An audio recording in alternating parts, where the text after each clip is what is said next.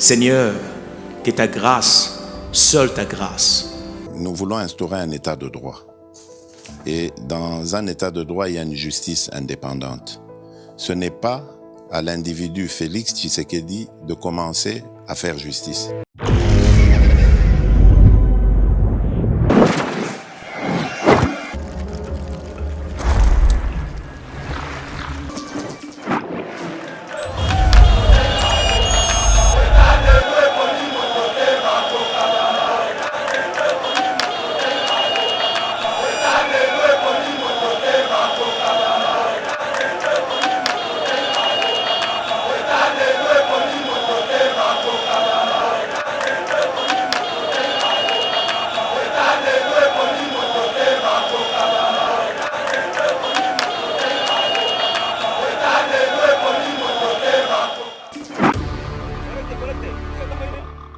Waasi hao wa M23 wamekimbilia Kisoro, Uganda baada ya mapambano makali kutoka kwa jeshi la Jamhuri ya Kidemokrasia ya Kongo FARDC.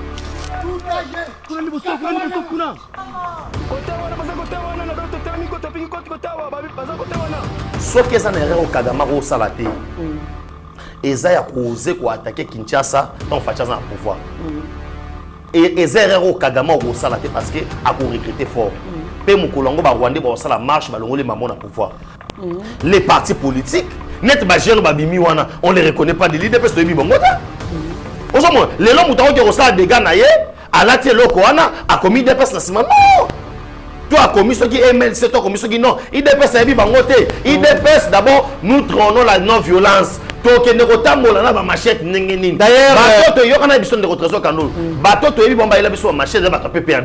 bonjour mesdames et messieurs, bienvenue dans notre émission Éveil Patriotique. Émission Oyo Topé Sarabino d'information, Oyo Aliko dominé politique Yambo Kanabiso, Tolubela Bongo, Mokonzi Mboka, Oyo Azali Bongo na Nairobi, kuna na Kenya, Azali na kati ya conclave, ya ba chef de l'État, ya organisation ya EAC. Alors, kuna na ba mbok ba konzi ya mboka nyonso tuana donc Kagame pe akoza kuna d'ailleurs et bandi déjà to moni déjà ba photo ya liboso comme biso mokonzi mboka azali wana. Tolobela pe lisusu ministre intérieur o ayebaki bongo na kosala communiqué officiel pour na ko telemena ba discours ya haine et puis ba incitation à la haine tribale raciale o ezali koleka na kati ya mboka oyo batu misusu bali ko loba bazali ko luka ba Rwandais basala bango mabe consort. Il a martelé plus en disant que la population congolaise, la population rwandaise a un problème mais politique. Il y a Kagame, mais Kagame ne moutali kolinga ko seme trouble na est na biso a telemeni makambo belé ko lata ba teni ba bilamba o ezana couleur. Il y a ba militaire polo chapeau et consort ceux qui ba kutani na yo ba ko kanga yo. On va aussi parler na sorti moko esamaki kuna na Yesu mundi mkolomwa samedi balobi ba monaki ba jeune na ba machette na ba teni neti ya ba militaire balobi soit disant ba jeune ya UDPS. Alors Augustin Kabouya téléménia ngwabi ces jeunes là qui se font passer pour de jeunes de l'UDPS seront bientôt arrêtés. La ligue des jeunes de l'UDPS dément les allégations concernant ces militants qui menacent d'exécuter les Tutsis. Donc, démentir en Baboyango, RDC Rwanda à Bruxelles, Samalukonde parle de l'agression rwandaise. Il évoque notamment les écoles qui sont bombardées. La Belgique va remettre la relique de Lumumba ce lundi. Les rapatriements Kinshasa prévus pour le mardi. Namona Mboka Benjamin Mwanasuka pièce contre pièce l'actualité de Trokota Namae na uti kotangela bino awa Mwana Mboka Benjamin Mwanasuka Mbote ndeko Trésor Kandolo Mbote balandi nyonso to ya Yeba TV bazui bako kolanda biso vraiment 42 tokobaki bozali mobiliser monde mobimba pour na cause na sima ba FRDC na biso toko lembate toko kende na makamoti na suka po na suka makamon surtout Congo fait longa kaka. Merci beaucoup Congo fait longa kaka. Nasima ya caméra réalisation montage to ali bongo na Steve Konde HD le petit génie o ali kwasime bongo misala nyoso to wana secondé par Rabi Mokoko na Shagi Ochudi Meshak na bosante équipe Mobimba Yeba TV mon confrère Mitterrand na Abigail Kilungu mon frère maître Papi Josso na toujours compagnon na d'élite Oyo Kombe Kimingai na bosanité Pasteur Gili mais aussi à notre DG Shadrach Loolo mwana mboka Benjamin mwana suka ezali apparemment ya koinda makasi tomoni vraiment mokonzi mboka kuna mais température ali kitoko te tango tali ba photo ya chef de l'état na Kagame na bakozi misusu ya bamboka réaction les andengini. Bon réaction na ngai déjà kotala kaka déjà face ya mokonzi mboka ezolo ba déjà nyonso tout face à mokonzi mboka lelo oyo otala benage no béton azali contenté et babilo wana tout joueur en termes de négociation ba joueur babilo wana tout joueur en termes ya auto bengi ba rencontre ça veut dire kotala déjà le mokonzi mboka il n'est pas d'accord na Kagame akoko yate ke lokola keno azo sekisa parce que Kagame amonani auto bengi moyini ya peuple congolais amonani auto bengi mobomi ya peuple congolais parce que tango zo appuyer groupe moi ezali terroriste tango zali ko appuyer ba M23 eliko lo bakeno oza parmi bato oyoyo balingi esengo ya bana Congo te et do alors biso mokonzi mboka devait afficher d'abord elongi de tango zota la mona keno azali d'accord te avant to kota na fond ya makambo ba sololi elongi déjà mokonzi mboka non il n'est pas d'accord avec Kagame parce que à plusieurs reprises le chef d'État a pointé auto bengi makambo et salamate pendant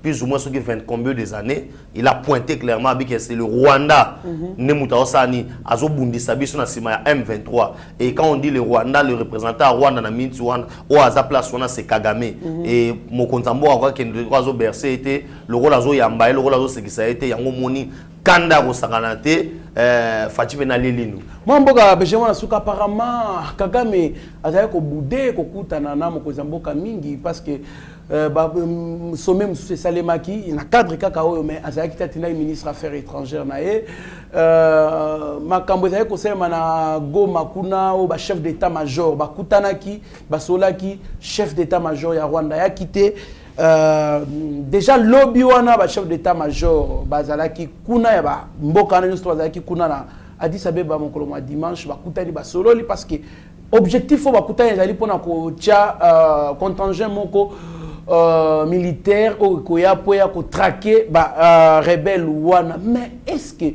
Kagame ne se voit pas un peu coincé avec la suspension des accords et la fermeture aussi des frontières il y a RDC naïe na site qui vous peut na le nord qui vous y a moins peut-être que a commis ko négociation mon parce que déjà Kolanda ministre affaires étrangères na bango il était vraiment inquiet na ba suspension ba accord mais aussi na banani nani fermeture à frontière et puis je rappelle pour votre information que on a signé beaucoup d'accords na nani Rwanda des accords militaires mais aussi des accords économiques.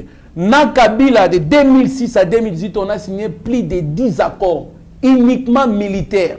Donc pour la bateau bazali ko kota en confusion Tshisekedi n'a jamais signé un accord militaire na Rwanda. Et Zakaka 3 accords auto signés na Rwanda sous Tshisekedi et ça ba accord moko économique. Réaction na mona mboka. Merci beaucoup en termes de négociation, so boki ko négocier. Et ça bilo mi bali soit toujours qu'il y a une position de faiblesse, soit toujours qu'il y a une position de force.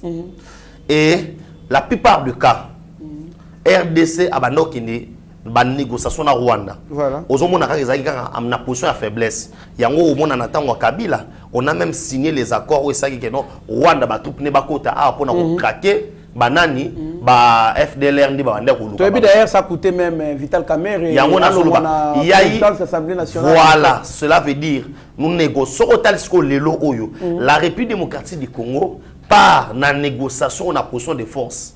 parce que na fond tant au côté ya négociation mokonza mboka accueilli après avoir frappé ngolo banini a frappé o nyo sote stanga miloko la court au sala na yo pour l'instant to suspendre yango a frappé à Kangi frontière ba commerçant rwandais na ba rwandaise baza na difficulté ya ko écouler marchandises na bango o ba yaka nango na RDC ba auto bengi ba accord économique wana ça pèse parce que ya que les sous-soutés et kokende sous-souté entre autres gaz il faut tout exploiter na bango biso mibale na bango to sala ngo sous-souté tout ce qu'il y a eu comme avancée économique entre biso na bango en terre parce que c'est du gagnant-gagnant. Le Rwanda ne peut pas venir signer un accord économique qu'il gagne absolument rien. Ça veut dire que les Rwandais bénéficient, la République démocratique du Congo aussi bénéficie. Et ces accords-là, et les conséquences, les conséquences, c'est que la population maintenant rwandaise est en train de voir Paul Kagame. Voilà ta politique. Si tu n'avais pas créé les conflits en République démocratique du Congo, on ne pouvait pas suspendre ces accords. Et maintenant, quand nous partons maintenant, na auto bengi négociation na Nairobi, la République démocratique du Congo azoya le roi mutu alembate. Azoya désormais na mutu yamaka, c'est pourquoi Mokonza Mboka a conditionné avant de signer accord, avant ton di maba troupe wana oya mense ya pays Afrique de l'Est ba ya na mboka nanga et sengeli ba troupe rwandais ba zala te na kati effectif wana. Parce que le Rwanda étant donné ça problème, République démocratique du Congo pas ça problème. On peut pas être jugé et parti, on peut pas envoyer parce que biso to lobby que Rwanda c'est agressé biso. Rwanda peut azoba que non, biso ne toza boy to bombarder pas na bango. Mais on ne peut pas envoyer les troupes rwandais dans le sol congolais. Il y a un moni qui est en position de force. Aujourd'hui, les Congolais doivent être sûrs que non, nous avons un président qui peut aller négocier pour les intérêts du peuple congolais. Très bien, mon Mboka Beja, mon Souka. Est-ce que vous pensez que solution comme on a qui troupe parce que normalement cette rencontre sera sanctionnée par la signature au sala qui est état wana ba na kocha bongo ba militaire o ba koya ko contraindre ko bengana ba M23 na sol congolais. Est-ce que vous pensez que ça sera la meilleure solution? Merci beaucoup de votre Kandolo. On dit déjà aux auditeurs, aux très chers internautes, vous nous suivez partout, qu'on a déjà signé l'accord. Et le chef de l'État a conditionné, ça veut dire clause de Rwanda Rwanda Royate. Non, a signé avec réserve. Sinto signé boyi. Tout pana baroya sauf Rwandais bazalate. Nakati wana. Wana déjà se passe. Mais aujourd'hui quand vous me demandez la solution, on a eu à parler avec toi. Échange surtout ça et tout consort. La meilleure des solutions Trésor Kandolo aujourd'hui, c'est de former notre armée, c'est d'équiper notre armée. Et puis, Kotongamir. Wana. Nous avons déjà pétition de Tambolana. Yango na zoe bisayo. Lelo na otiko na otiko ta. Mais la majorité de la pétition est aboutissera de l'autre côté à Pamana Congo. On ne considère pas cet aspect-là des pétitions. Non, c'est parce que pression auto salaka. Parce que pétition est la première volée. Aux hommes, deuxième volet faut là, troisième volet faut là. Au moni ma kambo sur le canal S et ça servir à Congolais. Aujourd'hui mon frère Trésor Kandolo, hein, na ota ko ebisayo awake. Rwanda to kolongo na carte africaine. Rwanda tikali voisin biso naturel. Ce qui va changer atunga to bagano Benin ya na kota Rwanda, Rwanda qui est na Benin. Mais aussi mbaté. Et ça qui batika libongo. Le col a déjà monné bazan intention à mabe. Aujourd'hui na ebisio avec réveil au ba congolais bazan nango. Na niveau ya makamboto komeli na mekaki ko fanda na butu ko tanga parmi makambo na komaki zana ko retrouver ngo er moko sur ozui maloba na omona ke na lobaki ke totongamir. Et puis, na moment où tu as mboka na biso, selon makasi na sanango, eza koloba ke non, to senga, to kende na transition il y a 3 ans. Oui. Transition. Oui, il y a 3 ans. Transition mon mboka. Oui. Yoka.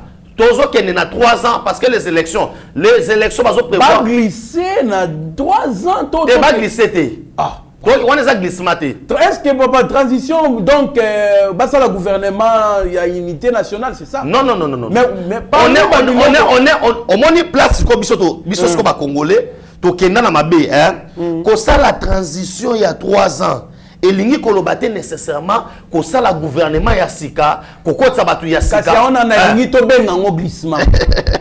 Et ça, tu as un glissement, ça veut dire que tu as un glissement, tu as une intention, il y a que ça, il y a que organiser l'élection, mais et ça parmi Babyloko Oyo, Lelo Oyo, et commis, il faut tout ça les là. Pourquoi? Dans le moment où on retrace Kandolo, tu as difficulté moko. Na bi que to comme na question on retour na ngai banani baza ba trouble tout consort. Toi on a difficulté mon de retrace Kandolo. On sait pas qui est congolais et qui n'est pas congolais. Toi na mboka mo to zali recensé. Toi na mboka mo to na carte d'identité. Et c'est parmi les problèmes où ils sont dans l'Est de la République. Pour nous, il faut salanine. Il faut qu'on mobilise Mongolelo Oyo.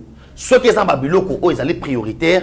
Il faut qu'on mobilise Mongolelo. Selon l'analyse, on a l'année, c'est 450 millions de dollars au RDC pour retourner à Mirwana.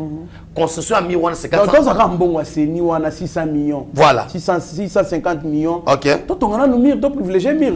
Tu privilégies Mir. Parce que quand voilà l'élection, c'est les mamans d'Amboka. De retracer Kandolo.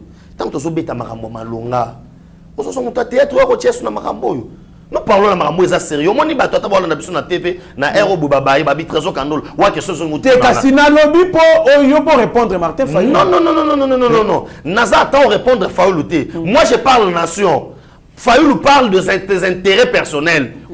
Fayou n'a pas dit que élection, à campagne, ceux qui malo n'a pas dit que Moïse a opéré, les sous n'a pas dit que Nango, Kabila a opéré, mais ça n'a et tout consort. Mais biso to belande servir à peuple congolais.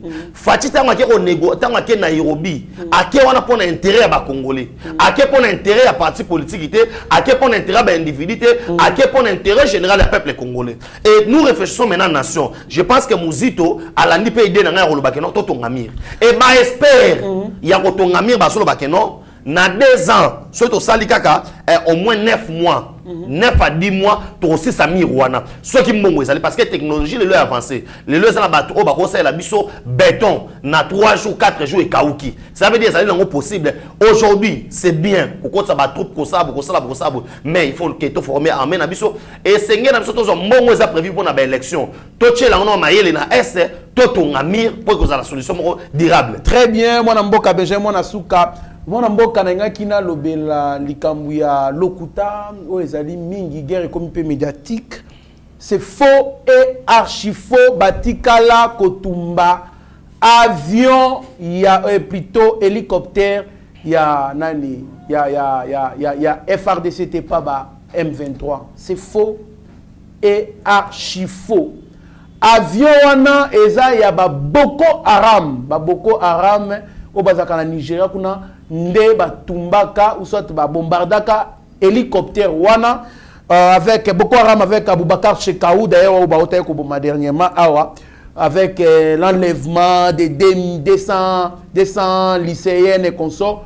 Alors bangone mutu ba bombardaka bon hélicoptère wana selon la presse française. So côté na Google obeti les Boko Haram auraient bombardé l'hélicoptère du Nigeria tout près du Cameroun au Komone Kobima. Alors M23 na ba terroriste wana rwandais nde bazui image wana bazui yango ba capturer photo ba boaki yango ke ba bombarder hélicoptère ya ba FRDC eza lokuta baza lokuta makasi. D'ailleurs pour votre information, Bunaga neza na maboko ya ba FRDC na otinde la bino bota la ba image bota nenge ba kimisi bango mbangu et puis ba FRDC ba koti na Bunaga. Surtout ni ko ba même langage na mwana mboka Steve Konde mwana mboka chela biso video na boto kutana simu.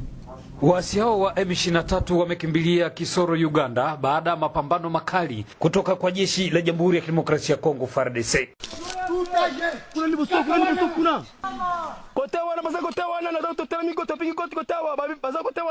Hapa niko katika maeneo ya Songo kwenye mpaka wa Uganda na Jamhuri ya Kidemokrasia ya Kongo ambako masaa machache tu jeshi la Jamhuri ya Kidemokrasia ya Kongo limepambana na waasi wa M23 kulazimika kukimbilia Uganda wilaya ya Kisoro. Huyu hapa mmoja wa makamanda ambaye ameongoza vita hivi. Mrefu mnaona ni Songa. Tunatupiga Songa pale mbele ya adui M23 tunashuka naye ti tunafika Kitwe. Kitwe tunavuka naye ti tunaendelea naye ti ku frontiere ya Uganda. Pembeni ya Kitagoma tunapiga adui anavuka. Ifahamike kwamba mapambano mengine vile yalikuwa yakiendelea katika maeneo ya Matebe ambako waasi hao walifurushwa kabla wakimbilie maeneo haya ya Songa. Lakini hali ilikuwaje? Tulipigana nao hapa kwa hii kilima, wakakimbia wakaingia Kumindi, wanapanda pale, tukapanda na wao. Wanateremka bonde, tukateremka nao. Wakatukoroga fashi moja pale, wakavuka mai, wakavuka barabara. Kwa hii kilima hivi. Walipanda ile kilima hii. Tukawafuata pale, wanashuka, tukashuka nao. Wakatukoroga kwa kale kilima kadogo, kumbe wakashuka njia ya Rubare, wanavuka mai. Wakaenda vuka barabara. Maeneo haya ambako tupatikana ni maeneo yanayojulikana kama vile Matebe wilayani Ruchuru. Na shamba hii japokuwa wananchi wapo, ni kwamba huu mlima ndio waasi wa M23 walitwangana na jeshi la serikali ya Jamhuri ya Kidemokrasia ya Kongo. Kilima pale hivi. Kilima. Masasi iko napigia kwa ile kilima. Ni watu gani walikuwa wanapigana? Vale. Masoda wote kwa wanapiga tu kule pale kwa ile kilima. Tunasema walikuwa hapa fashi tulikuta nani ferme ya ngombe. Kubapiga sasa banapande pale kukanisa. Ndio tukubafuata mbio kabisa. Kwa hii mlima? Panaitwaje hapa? Nini ferme ya Nyamurebeka. Hapa kabisa tunafurahi sana kuona ke guvernema ilitusaidia sana kwa kupiga M23. Waasi wa M23 wengi miongoni mwao wamelazimika kukimbilia nchini Uganda kuogopa mapambano makali baada ya jeshi la Jamhuri ya Kidemokrasia ya Kongo kutumia silaha nzito kuwatimua. Kwa majina najulikana kwa jina la Damien Sebusanani. Jambo lingine mwenyewe jana nilishuhudia wakati nilienda Uganda kuwaona waasi wa M23 ambao walikimbia kwa mapambano na askari wetu tulikuwa pamoja nao, waliwasindikiza paka nchi ya Uganda. Kwa hiyo tunalala manyumbani, hatuna hofu hata kidogo. Hapa tuko katika mji wa Bunagana na hii ni baada ya kutoka katika pori ambako jeshi la serikali ya Jamhuri ya Kidemokrasia ya Kongo limepambana na waasi wa M23 na waasi hao kulazimika kukimbilia nje ya Uganda.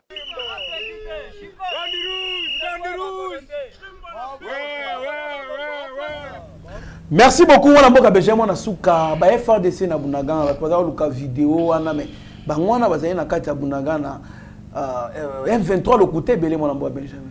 Merci beaucoup ndeko Trésor Kandolo nazo paraphraser ka mukie mamona bandolo bela liboso na koyebisa yo ke parmi ba solution on peut nous dire aujourd'hui to kotsa ba troupe wana ba yabwe mais ndeko Trésor Kandolo tozali na publication rapport Mamping o est publié ba crime ba bandi ko banda 2003 ti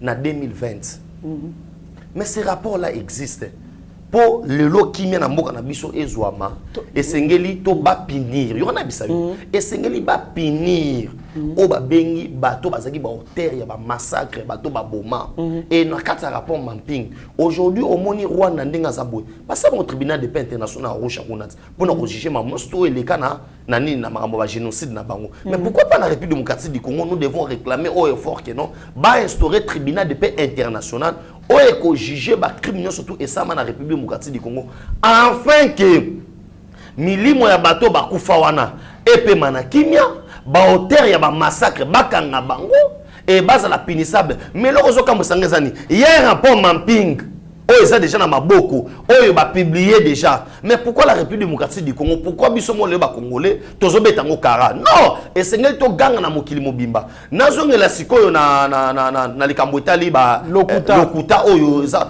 ce n'est que normal mon frère ndenge ça la guerre hélicoptère ya kala yango na so ebisao bako tozaka na yo ane bandela pouvoir mokonza mboka bando bisa bani babilo sama na Nigeria mambo sama na Tchad mambo sama soki na Soudan omona kaka botala ne bazo bomba na est po babike non loko a payer na monsieur le Baraswahili biso pe biso banda ko yebate mais tant ce que to motal oh mais oh image mo to la biso na Nigeria oh Boko Haram soki na Mali so nani bakata ka bakota na kata ba lycéen ba boma bango tout comme ça ba misa que non quand ne ba wande ba sa nini bazo bomba na tanga fachi na ba université c'est faux et archi faux et gloire à Dieu parce que effet patriotique ezali wana yebati vie ezali wana pona bo bato balanda pena makambu ya solo et que tous ceux qui sont en train de parler et je vous assure aujourd'hui nazo chabino oto bengi défi yelanga vidéo oyo na kati ya ville na kati ya nini mutozo fika na Bunagana kaza na ngomba na kati ya kokima et puis ngomba na musika filmer zo bena zoomé image ça oh douane ngana tozo mona pe douane voilà vidéo ya wana ba congolais ndenge ba FARDC ne ba koti na Bunagana bazali koyemba kutu ba lo bato koti. Donc c'est pour dire que guerre économique médiatique boké ba surtout na page moko ya Wilingo Mawana oyo Rwandais wana za na kombo ya ba Congolais ya mibamba kombo ba Congolais ozu kombo ba Congolais mais bare ra na munoko ezo silarati Wilingo Mawana. C'est regrettable. Bokozonga côté Bouta. Moi mboka Benjamin na suka twali kokoba na émission na biso, le ministre de l'Intérieur interdit les ports de tenue militaire par les civils et interdit toute manifestation à caractère politique, ba regroupement politique non surtout na public. Aux imposants au salaire manifestation politique, salaire ngo na kati ya siège na yo libandati, ba pekiso parlement debout, ba pekisi yango. Moi mboka Benjamin mwana suka est-ce que bazui fuite il y a infiltration et aucun compte dans zela kolata bateni wana bi parce que moi mubato tinda mwana asomba sukali na coin avenue akutana mutati lamba ya basoda ane civil mais aningisi pe mwana botole biloko ya mwana babi pour des raisons sécuritaires on interdit les ports de tenue militaire. Réaction dans mon amboka. Réaction na ngai eza na deux volets. Hein? Na koyi sabat bawala na boye. On ne libère pas un peuple. Hein? Mais un peuple se libère soi-même. Ba libérer un peuple était. Peuple et moi sarani a aussi libéré. Na ngina bisa ministre intérieur boye, c'est bien ba décision jouer ça qui to makasi. Selon les informations to zaki nango, les gens voulaient profiter. Na mambozo le cas Rwanda na kati to démentir le comme moi na mboka Benjamin Suka. Oh ba militaire nyonso ba tumboli biso na est po bazo ba militaire nyonso ba ke na est awa ba militaire bazana oh na Kintambo bazali na Gombe bazali na Première bazali bandeko.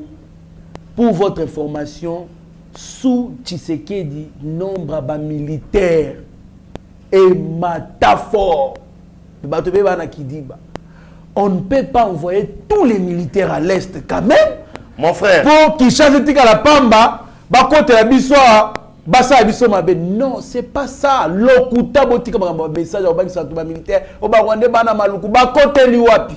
Eza lokuta ngayo na oloba oyo na pasaka to ba presque semaine mobimba chaque jour na zana maluku. D'abord botika okosa bato eza kitoko te wana benga rango eza ko message wana bangi stabilité ya ko faire paniquer population.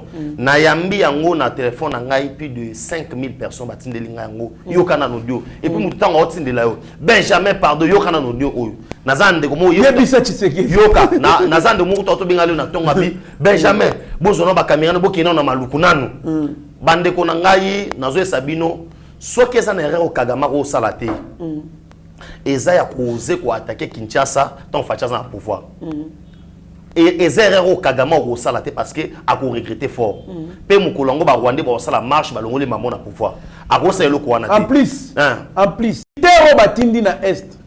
Je peux vous rassurer que bah t'as même pas un 50e. Et bon on a zolo baboye. Même pas un 50e. Est-ce que ba militaire congolais. Ba yebi ki na Congo to za la région militaire que chaque région militaire ils ont ba soldats na bango. Chaque zone de défense na ba soldats na ngo. O bazala par rapport à la zone de défense de Bakabola yango. Il y aura pas rejoindre toutes les zones de défense sinon ba longo ba soldats na bango batina na est pour que etika la pole non ce sont des histoires ya bobangi la ngote au lena ba n'importe quoi mais bobangi la interdiction ba port interdiction c'est normal pourquoi ndeko trazo kandolo nazaki na Lubumbashi tant mokonza mboka kei a inauguré hôpital la scène de tout consort façon ba jeune ba parti politique IDPS INADEF tous les partis politiques ACO et tout consort. D'abord ceux qui ba jeune yako ba jeune IDPS yani bazo ya nanzela mon frère olobake no o armine zoya donc il faut battre manano ba mutu na mutu azana teni na ye ba mso ba la teni ya shikata. Je me rappelle même ba maître nani Joël Kitenge on a filmé comme on a que général Chiwewe nani Chiwewe oyo ya garde républicain alongoli sa ba jeune IDPS teni Vraiment. Pourquoi? Parce que teni namba au moins quand ba shikata balataka.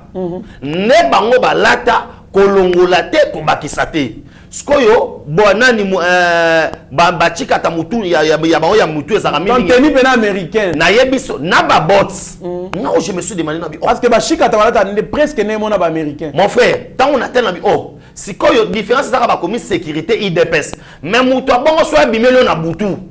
Soit sali des gars, ou le shikata ne mutabu moyengai. To shikata ne mutabu to lenga biloko na butu. Oh, eza bongote. Ozui ba jeune ya ako. Au moins ndenge teni. Ya ba ya Dani Baz. Oui. Soko su on a sur mamboyo vrai on ngamo na vivre. Soko su ndenge mamba lati. Otali na ba pem. Au moins ba pem moyo bazaka ba pepe. Ba pepe pardon. Il y a la police. Nde ba lata kana ba rouge mande ba tiaka boy. Nde ba jeune ba sobi. Mon frère, so ba otambola bo bazoya.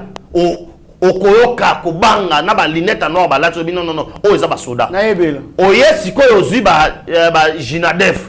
Ya Baba Kyungu pe asa. Tala kaka siko ba kabwana ba komaso combien de parties mais so bazoya bino to bokobanga.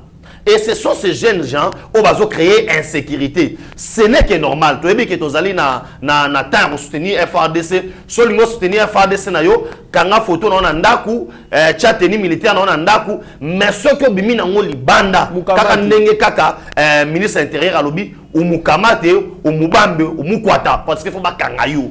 Bon ça la route blague. Oya ko meka. Faut pas kangayo. Pourquoi? On a compris que derrière les partis politiques net ba jeune ba bimi wana on les reconnaît pas de l'IDPS to bi bongo ta osomo les longs mutao ke ça des gars na ye alati loko wana a commis IDPS na sima non toi a commis ce qui MLC toi commis ce qui non IDPS bi bango te IDPS d'abord nous trônons la non violence to ke ne kotambola na ba machette ndenge nini d'ailleurs bato yo kana biso ndeko trésor kanolo bato to yebi bomba ila biso machette ba to PPRD.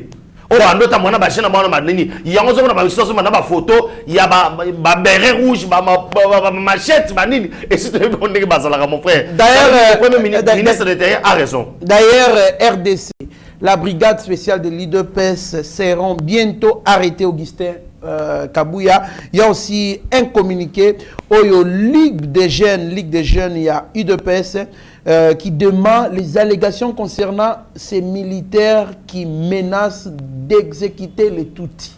Mon frère, l'IDPS n'a jamais eu une brigade spéciale sur éliminer les Tutsis. Ça n'existe pas dans l'IDPS. Vous comprenez? IDPS a la Ligue des jeunes, la Ligue des femmes, a une association, a une structure informelle, net parlementaire debout, force du progrès et tout comme ça. Ces gens-là, ils sont ni membres de force du progrès parce que la force du progrès a démenti, ni membres il y a IDPS. Tout yebi bangote, ils se font parler de l'IDPS et tout comme ça. Et l'IDPS est un parti politique. Oh, il va soutenir le chef de l'État. Le chef de l'État n'a jamais eu à l'Obakeno. Maintenant, la chasse aux sorcières et pas tout c'est tout comme ça. Et puis, quel est le langage que vous utilisez? La communauté internationale, le Rwanda vous a prêté, c'est pourquoi on dit que le message a été relié. Un, il pas va taper perdu. Na mon site mimi pas taper perdu. Na batuya, basite bande konangai na WhatsApp tous a envoyé na ba Rwandais. Mon frère. Bato belo mono bando benga biso wana fachazo ko keloko mote na este balongo l'état de c'était des Rwandais bazana ba groupe toza ebe so monika trazo kandolo mais jamwa so bakoso na groupe yeba ke ba Rwandais ba koti sibiso na ba groupe yoka c'est eux maintenant qui ont pris ça sous prétexte que non le président de la République l'IDPS a fait ça mais ce qui IDPS a fait ça qui est sous ba Tutsi entre Kinshasa et Goma Bukavu na banane là où on va tous passer vidéo ça nakuna mais kuna mais a peu passer belé non mon frère te kuna ne baza ke belé yango na solo ba kuna baza belé ça veut dire si on devait autoriser la population que ça massacre nga ba autoriser kuna na Goma ba kuna na Goma l'IDPS aza représentation na Goma aza représentation na Bukavu aza ligue des jeunes na Bukavu aza ligue des jeunes na Goma l'IDPS allait dire na ba militaire allait dire à ses combattants allait dire à ba membres ne baza kuna que non bosimba machine bobuma bango ozomona o ezali groupe moko boye non autrement identifié ba bimi bongo na ba sous patriotique na bango là aussi nous devons reconnaître peut-être ils ont pas solution patriotique ba jeune ba bimpa maté on s'en ba jeune ba bimpa passe na motema mais ba lingi ba latisa yango coloration politique. Quand on voit l'IDPS, les gens voient directement le chef de l'État. Ils veulent maintenant prendre ces contextes-là. Ce sont des Rwandais qui les font ici à Kinshasa. Qui veulent prendre cette histoire-là, et nous ne sommes pas d'accord. Et nous les Congolais, si on doit se prendre en charge, c'est contre tout ennemi qui va venir.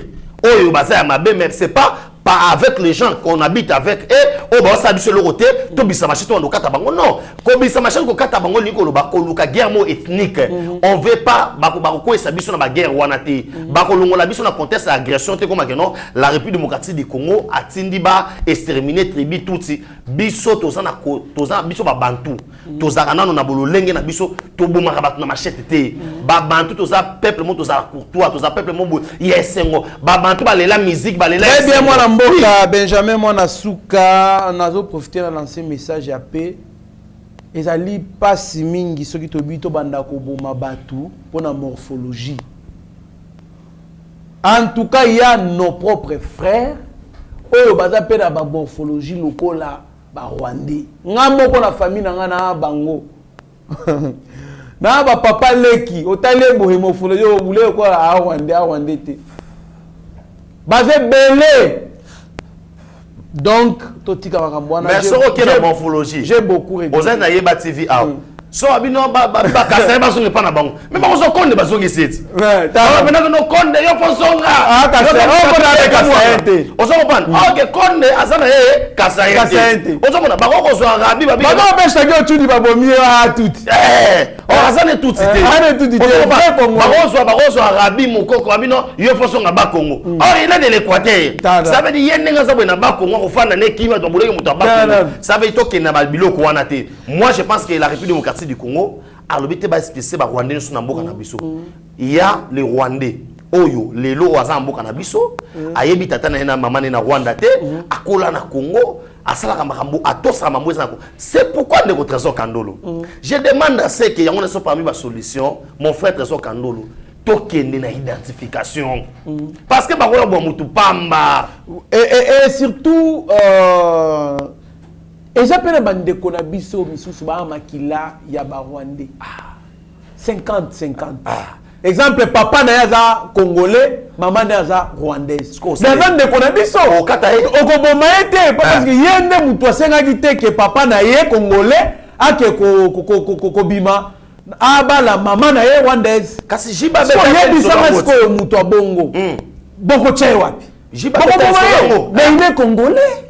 Jiba be tango li solo abena mwana pétrole. Ozo papa be abeta ma le roi yibi be zora ndasa ne moyibi ti ozo pas ba ko récupérer jiba beta li solo moi la pétrole ba ba ta na molini malheureusement pour moi ezongaki jour mona betama lokola nyoka. C'est pour vous dire que voilà to ko risquer ko bomba ba congolais na yebi mona ta ya batumbaka ba Rwandais na 1997 wana na tango musée na 98 c'est tout consort tango makambo bardé mon frère batumba bato Goma ebele ke basa ba Rwandais ba bande biso congolais mais yoka sikoyo mais tango biso tozo bengana te la kisite ki toza ba naïf biso ba bengana biso na Congo Brazza oza na Mukanda oza la nord na l'état Brazzaville ba expulsa biso. C'était une honte nationale. Na Angola, combien de fois on a expulsé les Congolais? Mais, biso toza batumo boeto, toza naïveté. Ce n'est pas dire que parce que biso toi na posa ko fa na bino toi ba naïveté, non. Mais bon tindi ka soy makambo wana zo continuer na este kaka bongo. Biso kaka neto ya loba non, to ça appelle chasse ba Rwanda ngo be bazonga. Biso kaka mais ceux qui vont retirer ba troupe na bino aux Arabiens ceux qui vont continuer quand ali wana on va continuer paix et ko koma pe que non to bengana ba Rwandais nyonso sauf bande ko na biso bana makila pe ya ba Congolais. Moi mboka Benjamin Mwanasuka to ko bana émission na biso to komi déjà ko chiter ministre, premier ministre Nabiso Samalukonde, azali na Belgique na mito to ali koloba bali ko zongisa bongo relique ya Lumumba déjà parti à lobby mardi bakoya na symbole wana épine et bembe na cercueil quoi. Alors mais il a fait un discours terrible mon amboka Benjamin Souka. Donc na moni discours wana apparemment ezali na ba membre gouvernement nyonso ko bana yemoko mokoza mboka nanandaki ministre ya travail et prévoyance sociale alobelaki yango na Genève nalandi Samalukonde nalandi ministre affaires étrangères Christophe Lutundula alobaki yango na Addis Abeba alobi yango pe na Nations Unies kuna na Conseil de sécurité nalandaki pe ministre toto na ministre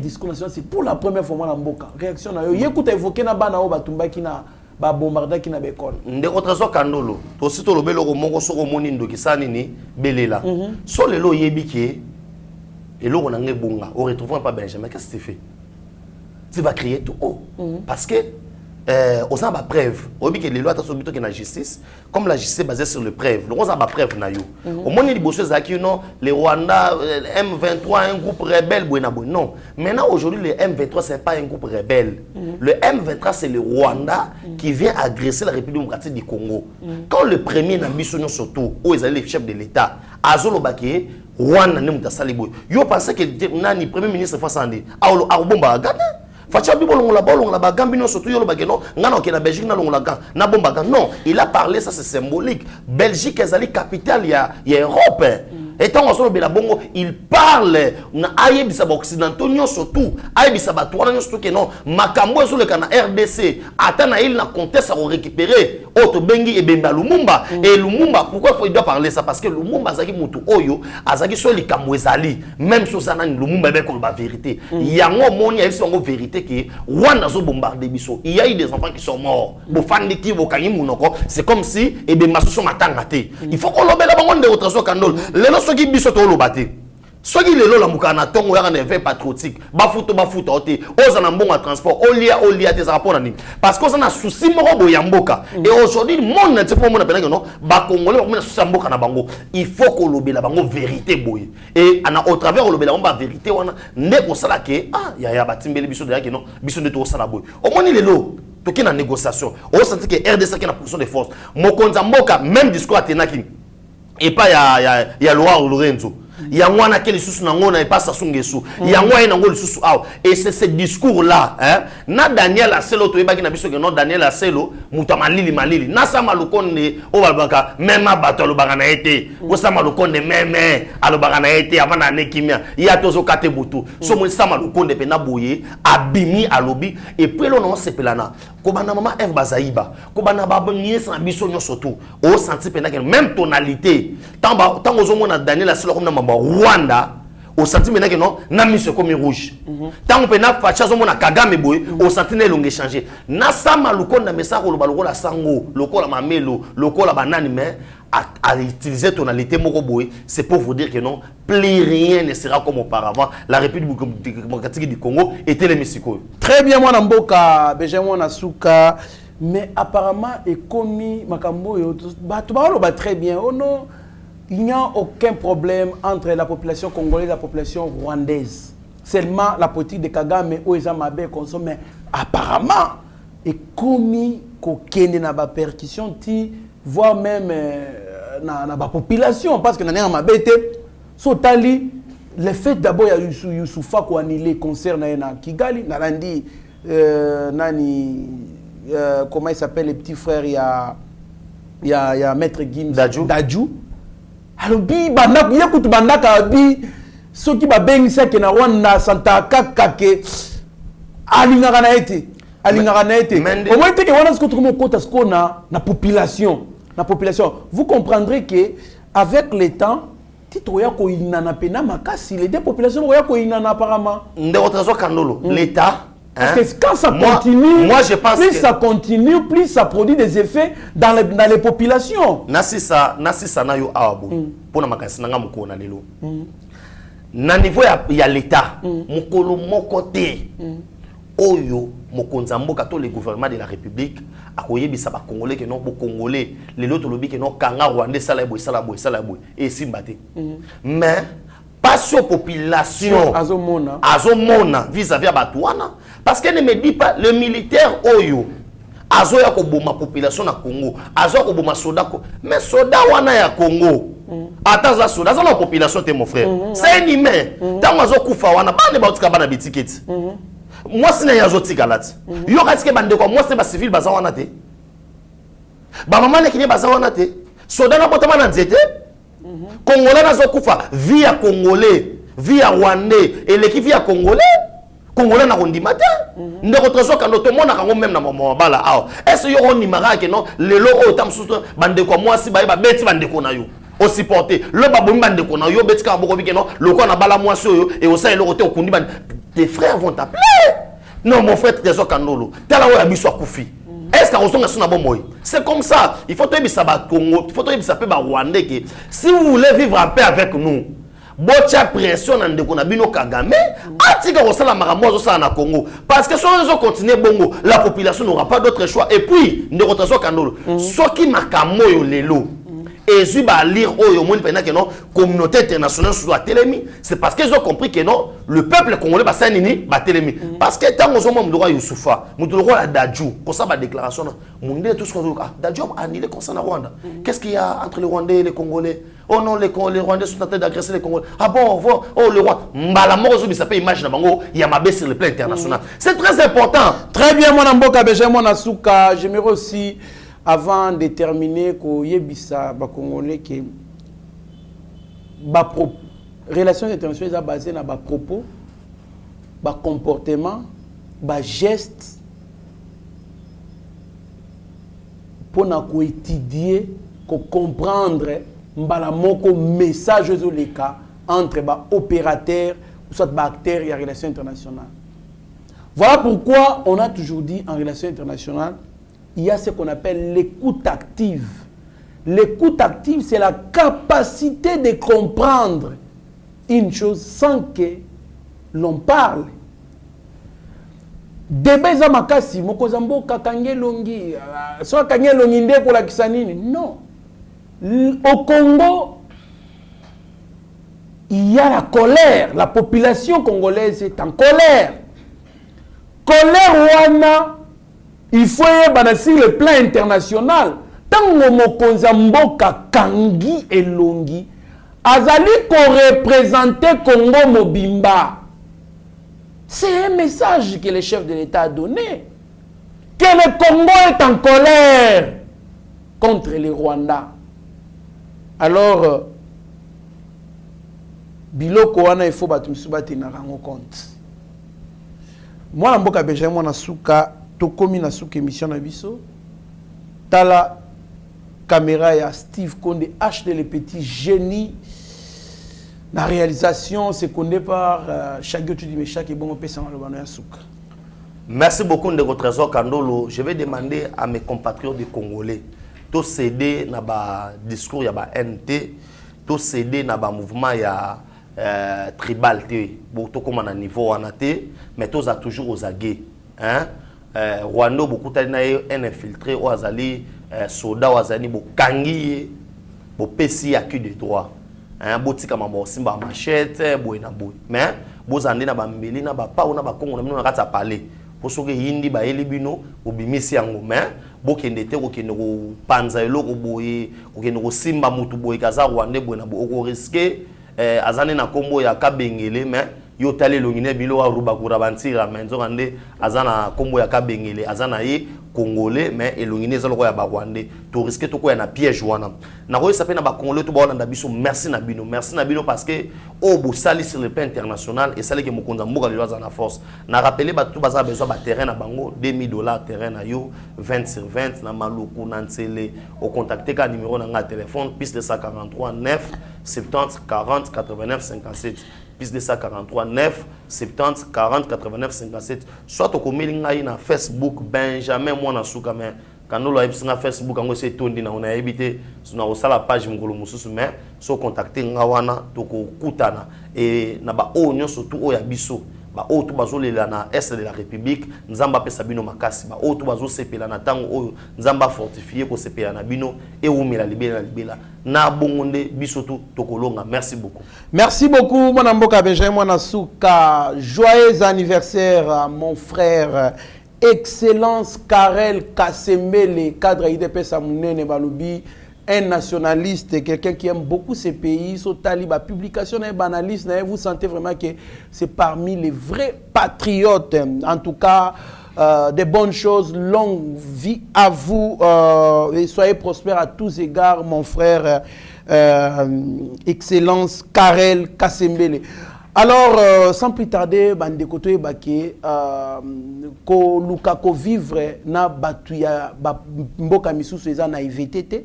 C'est pas que nous sommes naïfs, voilà pourquoi on veut vivre avec les autres ensemble. Ba bengana biso na Congo Brazza, c'était une humiliation. Ba bengana biso na Rwanda et na plutôt na Angola plusieurs fois, c'était aussi une humiliation ou soit des humiliations. Mais elle a quitté que biso pe to na capacité à ko bengana batute na mboka. Qui peut s'en charger na batu. Alors, tozolanda ba message ya kimia partout. Docteur Mukwege, ministre intérieur, chef de l'État, tout na kimia, pas de chasse à la sorcière ou chasse na ba Rwandais consort. Mais nos frères là doivent se conformer, ils doivent vivre comme nous. Kobomate, koboma muto na morphologie ya Rwandais. Ok, parce que 50-50 peu bazali. Mais ça peine ba vrai Congolais, tata Congolais, maman Congolais, mais à botama morphologie locale ya Rwandais. Alors, toyoki sango babomaki, ndeko na biso moko na kindukuna et ça biso pasi, c'est notre frère, mais vie morphologie na babomi. Voilà comment est-ce que nous pouvons commencer à tuer nos propres frères parce que toi na kanda ya Rwandais. Non. Mais aussi ba Rwandais baebisa président na bango retirer ba troupe na bango parce que ceux qui va besoin continuer biso pe to kipe ko expulser sans autorisation ba konzi to ko kipe ko expulser pe ba Rwandais bazonga na mboka na bango mais tout en laissant nos propres frères au bazaya biso. Pourquoi Kabila a signé uniquement les accords militaires na Kagame? Pourquoi seulement Kabila qui devait signer les accords militaires na Kagame et que le chef de l'État Félix Tangoye a signé un accord économique? C'est-à-dire, pour Nangaï, c'est-à-dire que sur le plan économique, bazaki kozwa pamba ofele nenge balingi. Mais tant le président Félix Aye a kangi moye bazwa sur le plan économique exact, il fallait qu'il va signer ce accord économique. Et rappelez-vous Kabila avant à Longwana pouvoir, en 2018, il a nommé plus de 60 généraux, dont 90% ils ont tout. Botika la réfléchir, restez branchés sur notre chaîne. Vous ne serez en aucun cas déçus. Mieux vaut être maître de son silence que plutôt esclave de ses propres mots. Merci. Seigneur, que ta grâce, seule ta grâce. Nous voulons instaurer un état de droit. Et dans un état de droit, il y a une justice indépendante. Ce n'est pas à l'individu Félix Tshisekedi de commencer à faire justice.